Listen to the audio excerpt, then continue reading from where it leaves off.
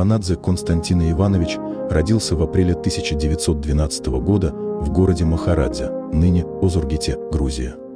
До вступления в должность заместителя прокурора Юго-Осетинской автономной области Константин Иванович работал в городе Сталинире, ныне Цхинвал, ответственным редактором газеты «Сапчата Осетия», Советская Осетия.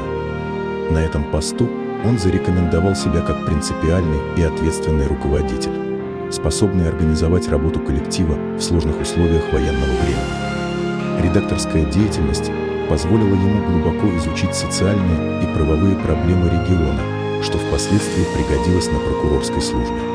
В тяжелые годы Великой Отечественной войны, когда немецко-фашистские захватчики рвались к нефтяным богатствам Кавказа, Константин Иванович проявил себя как истинный патриот.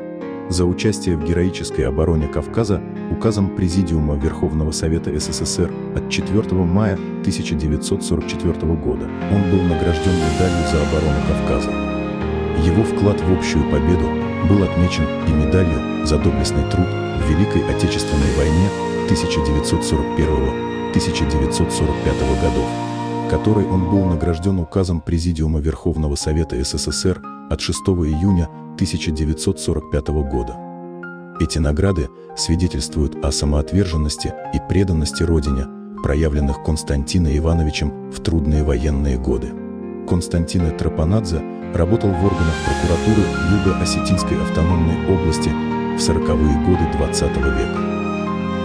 22 декабря 1944 года Тропанадзе Константин Иванович был назначен на должность заместителя прокурора Юго-Осетинской автономной области.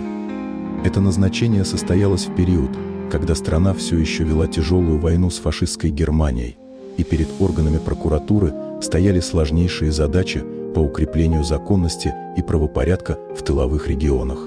Его деятельность в органах прокуратуры пришлась на сложный период восстановления народного хозяйства после окончания войны, когда требовалось решать множество правовых и социальных проблем.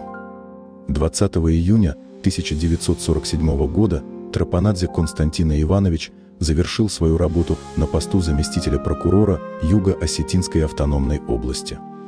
Причины его ухода с этой должности и дальнейшая судьба не отражены в имеющихся материалах.